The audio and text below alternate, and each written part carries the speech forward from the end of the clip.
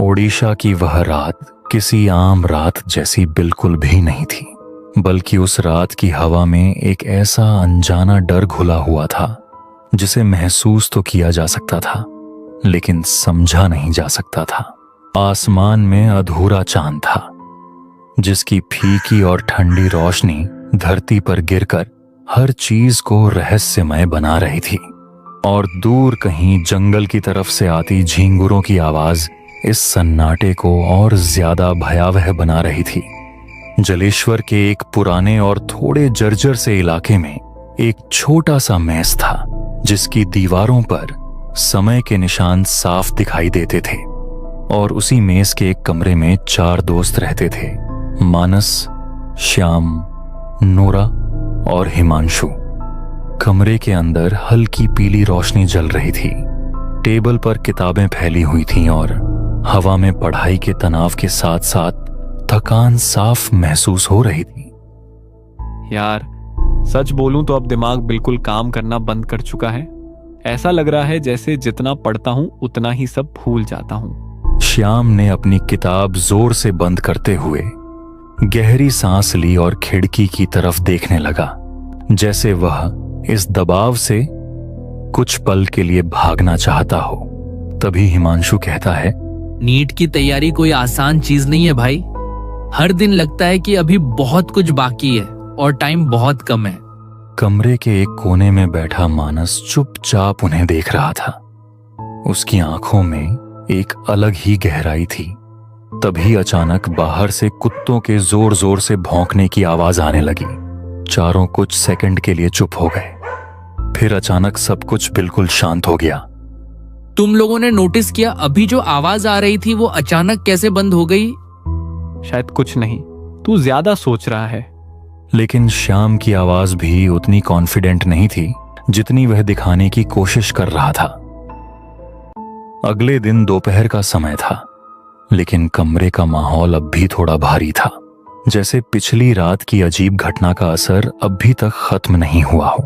तभी अचानक नोरा उत्साह में उछलते हुए अंदर आया।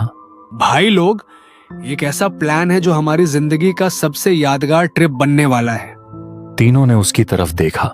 अब क्या नया पागलपन करने वाला है तू? और तू भूल गया शायद कि नीट सिर पर है। प्रयागराज में महाकुंभ चल रहा है और हम चारों वहां जा रहे हैं। कमरे में कुछ पल के लिए सन्नाटा छा गया। मानस चुप था। तीनों के साथ उसने भी हम में भर दी। हाँ, शायद हमें ये ट्रिप में जाना चाहिए, लेकिन उसे खुद भी नहीं पता था कि यह ट्रिप सिर्फ एक यात्रा नहीं, बल्कि एक ऐसा रास्ता बनने वाला था जो उन्हें एक श्रापित रहस्य के अंदर ले जाएगा। शाम का समय था और चारों जल्दी जल्दी अपना सामान पैक कर रहे थे।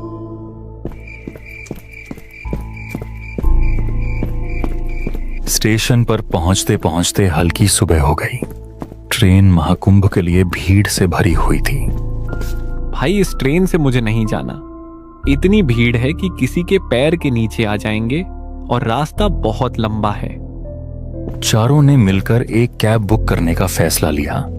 एक कार को छोड़कर बाकी किसी कार की ड्राइवर नजर नहीं आ रहे थे। जैसे ही चारों उस कार के पास पहुंचे, ड्राइवर धीरे धीरे उनकी तरफ मुड़ा। भाई, प्रयागराज जाना है, चलोगे क्या? उसका चेहरा बहुत ही दुबला था, गाल अंदर धंसे हुए, आंखें गहरी और काली, जैसे कई रातों से सोया ही ना हो। और सबसे अजीब बात, वह बिना पलक झपकाए उन्हें घूर रहा था। तुझे कुछ अजीब नहीं लग रहा है इस आदमी में? ये हमें कैसे घूर रहा है? हाँ, जैसे ये हमें पहले से जानता हो। तू अपना ज्यादा दिमाग मत लगा, तू थोड़ा ज्यादा सोच रहा है। ड्राइवर ने अचानक कार के अंदर से हल्की सी मुस्कान दी, लेकिन वो मुस्कान सामान्य नहीं थी। उसमें गर्माहट नहीं थी, बस एक ठंडी खाली सी मुस्कान। जाना है तो जल्दी बैठो, ले चलूंगा। बहुत अच्छा जगह है, शांति मिलेगी। कार धीरे धीरे स्टेशन की भीड़ से निकलकर सुनसान रास्तों की तरफ बढ़ रही थी। और जैसे जैसे शहर की रोशनी पीछे छूटती जा रही थी, वैसे वैसे चारों दोस्तों के दिलों में एक अनजाना डर धीरे धीरे जगह बनाता जा रहा था। शाम होने को आ रही थी। उन चारों को थोड़ा थोड़ा महसूस होने लगा था, जैसे कोई अदृश्य शक्ति उन्हें उस रास्ते पर आगे बढ़ने के लिए मजबूर कर रही हो। चलो अब कम से कम बैठने को जगह तो मिली, वरना आज तो स्टेशन पर ही रात बितानी पड़ती और हालत वैसे ही खराब है। कार के अंदर हल्की सी बदबू थी, जैसे पुरानी बंद जगह में कई दिनों से हवा न आई हो, और सीटें भी थोड़ी गीली सी महसूस हो रही थी, जिससे बैठते ही एक अजीब सा असहजपन महसूस हो रहा था। ड्राइवर अब तक चुप था। उसने एक बार भी पीछे मुड़कर ठीक से नहीं देखा। तभी हिमांशु ने फुसफुसाकर नोरा की कानों में कुछ कहा। मुझे ये आदमी ठीक नहीं लग रहा। इसकी आंखें देखी तूने, जैसे सीधा अंदर तक घूर रहा हो। हाँ, और ये बोल भी बहुत कम रहा है, पता नहीं क्यों, लेकिन ऐसा लग रहा है जैसे इसे सब पता है। मानस खिड़की के बाहर देख रहा था, लेकिन बाहर अब कुछ था ही नहीं। कभी कभी पेड़ों की परछाइयां ऐसे हिलती दिखती थीं, जैसे कोई उनका पीछा कर रहा हो। आसमान कोहरे से भर चुकी थी। रास्ता सुनसान था। बस जानवरों के अलावा किसी और की आवाज नहीं सुनाई दे रही थी। ये रास्ता सही नहीं है, मुझे थोड़ा अजीब सा महसूस हो रहा है। अबे यार, अभी से डर मत दिला, पहले ही हालत खराब है। तभी कार अचानक थोड़ा झटका खाकर धीमी हो गई। चारों एक साथ आगे की तरफ झुक गए। श्याम आगे की सीट पर बैठा था। क्या हुआ? ऐसे झटके क्यों लग रहा है? ड्राइवर ने कोई जवाब नहीं दिया, बस धीरे से हंसा। वो हंसी बहुत धीमी थी, लेकिन इतनी ठंडी कि चारों के शरीर में एक साथ सिहरन दौड़ गई। डर लग रहा है। नहीं, बस पूछ रहे थे गाड़ी क्यों धीमी हो गई। ड्राइवर ने फिर मिरर में देखा। कुछ नहीं, बस रास्ता बदल रहा है। क्या मतलब रास्ता बदल रहा है? हमने तो सीधा रास्ता बोला था। ड्राइवर ने कोई जवाब नहीं दिया। कार अब पूरी तरह सुनसान इलाके में थी। दोनों तरफ घने पेड़, इतने घने कि हेडलाइट की रोशनी भी पूरी तरह अंदर नहीं जा पा रही थी। भैया, ये रास्ता इतना सुनसान क्यों है? आप हमें कहाँ ले जा रहे हो? कुछ देर खामोशी रही। फिर ड्राइवर ने बहुत धीरे से कहा, जहां तुम्हें जाना है। उसकी आवाज ऐसी थी जैसे वो जवाब नहीं दे रहा, बल्कि कोई सच बता रहा हो। अचानक कार जोर से झटके के साथ रुक गई। इंजन लाइट सब बंद, चारों तरफ घना अंधेरा, इतना अंधेरा कि अपने हाथ भी ठीक से दिखाई ना दें। तभी हिमांशु ड्राइवर से पूछता है, ये क्या हुआ? अभी तो सब ठीक था। ड्राइवर कुछ देर चुप रहा। गाड़ी अब आगे नहीं जाएगी, इंजन खराब हो गई है। मतलब क्या है इसका? हमें यहाँ क्यों रोका? ड्राइवर धीरे धीरे दरवाजा खोलकर बाहर उतरा। उसने एक बार भी पीछे मुड़कर नहीं देखा। चारों भी धीरे धीरे बाहर निकले, और जैसे ही उन्होंने चारों तरफ देखा, उनकी सांसें रुक गईं। आगे घना जंगल था, पीछे कुछ नहीं, सड़क भी जैसे गायब हो गई थी। तभी श्याम अचानक चौंक गया। ये रास्ता कहाँ गया? अभी तो हम रोड पर थे। उन्होंने पीछे मुड़कर ड्राइवर को देखा। वो कुछ दूरी पर खड़ा था, अंधेरे में, और मुस्कुरा रहा था। तभी हिमांशु ने कहा, भैया अब क्या करें? ड्राइवर ने धीरे से हाथ उठाया और जंगल की तरफ इशारा किया। वहीं तुम्हारा इंतजार हो रहा है। ये सुनते ही चारों के शरीर में सिहरन दौड़ गई। कौन इंतजार कर रहा है? साफ साफ बोलो। लेकिन ड्राइवर चुप रहा और फिर धीरे धीरे अंधेरे में घुल गया, जैसे वह कभी था ही नहीं। चारों अब अकेले थे पूरी तरह।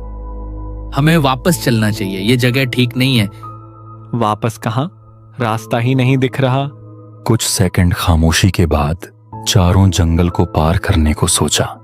जैसे ही चारों दोस्तों ने उस अंधेरे, घने और रहस्यमयी जंगल के अंदर पहला कदम रखा, उसी पल उन्हें ऐसा महसूस हुआ जैसे उन्होंने किसी सामान्य जगह में नहीं, बल्कि एक ऐसी दुनिया में प्रवेश कर लिया है जहां हर चीज जिंदा है, हर परछाई उन्हें देख रही है और हर सांस के साथ जंगल उनके और करीब आता जा रहा है, जैसे वह उन्हें अपने अंदर समेट लेना चाहता हो।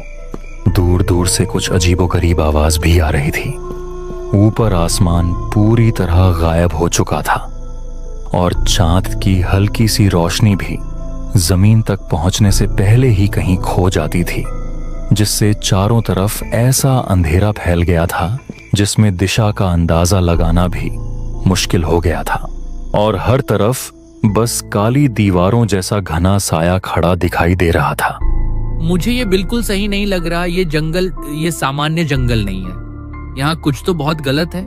ऐसा लग रहा है जैसे हम अकेले नहीं हैं, जैसे कोई हमें देख रहा है लेकिन हम उसे देख नहीं पा रहे। नोरा ने अपनी पॉकेट से फोन निकाला। चारों के मोबाइल भी नेटवर्क कवरेज एरिया से बाहर था। चारों धीरे धीरे आगे बढ़ रहे थे, लेकिन हर कदम भारी हो चुका था।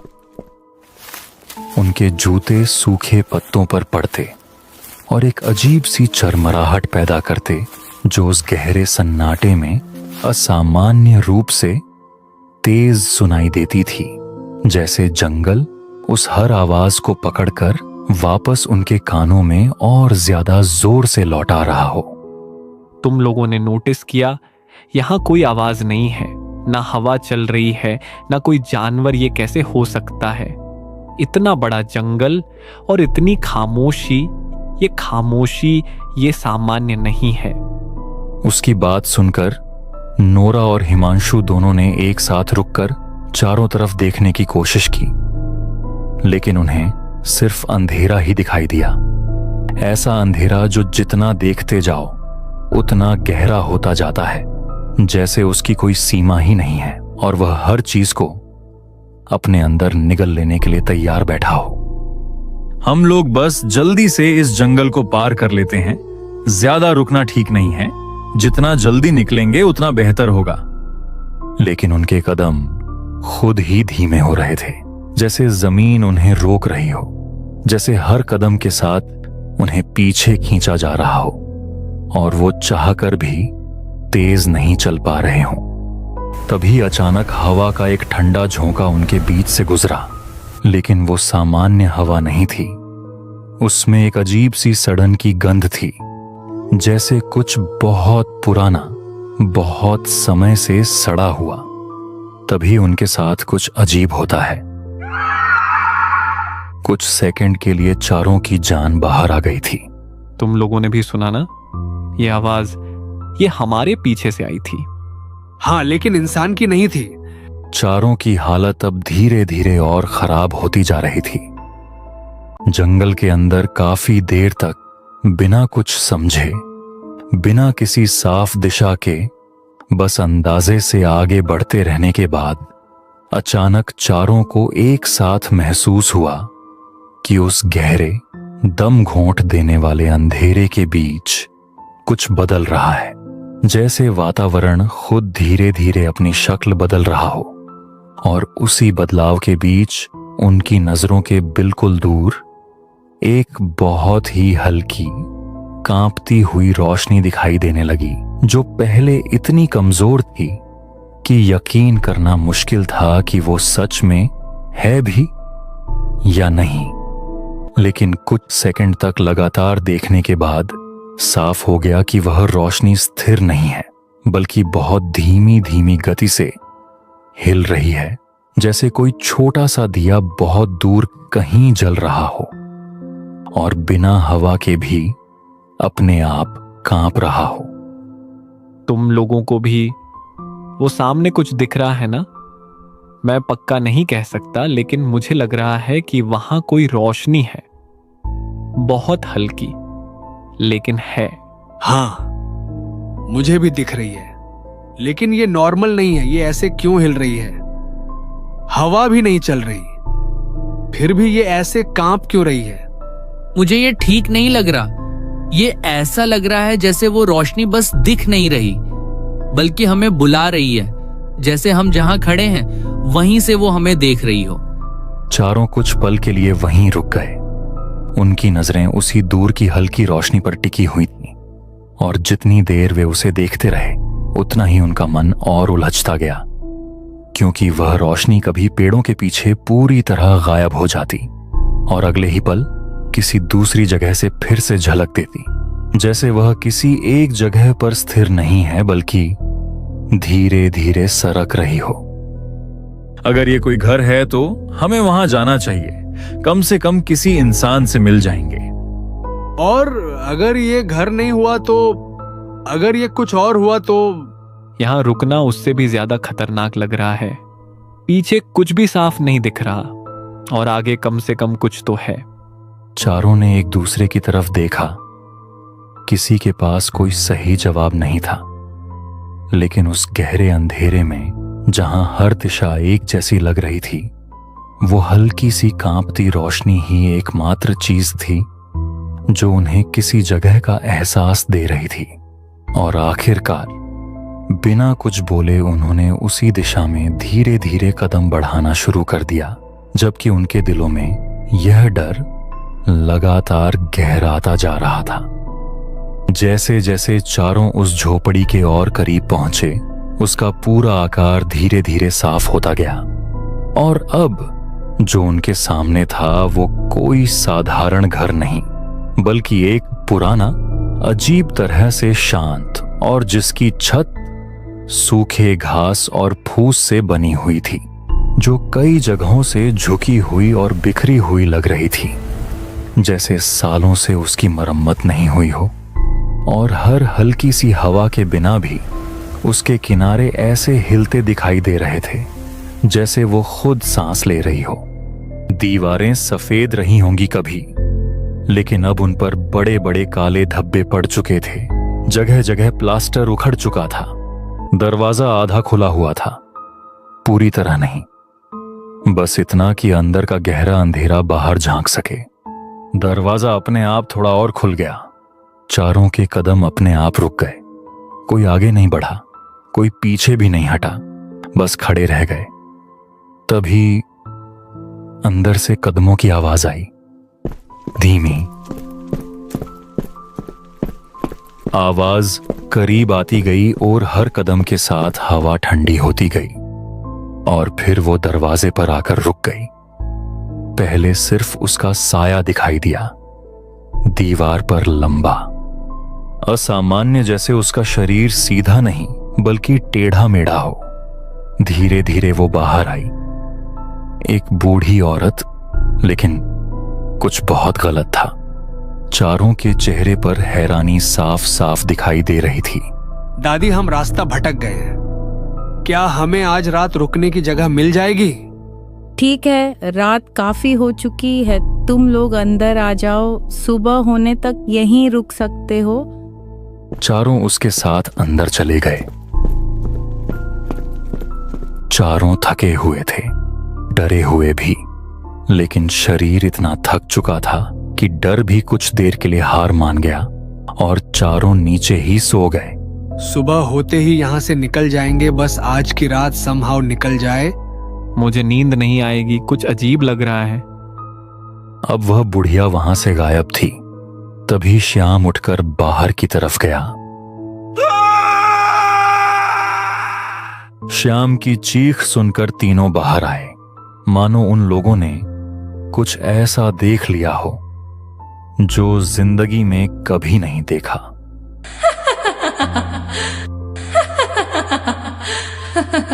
चारों इतने डरे हुए थे कि उनके मुंह से आवाज नहीं निकल रही थी। वह बुढ़िया एक आदमी का मांस खा रहा था, लेकिन हैरान कर देने वाली बात यह था कि वह अब बुढ़िया नहीं थी, एक डायन थी। अरे खड़े क्यों हुए हो भाई लोग, जल्दी यहाँ से भागो, वरना हमारा भी ऐसा ही हाल होगा। जैसे ही उन्होंने भागने की कोशिश की, उनका सर धड़ से अलग हो गया।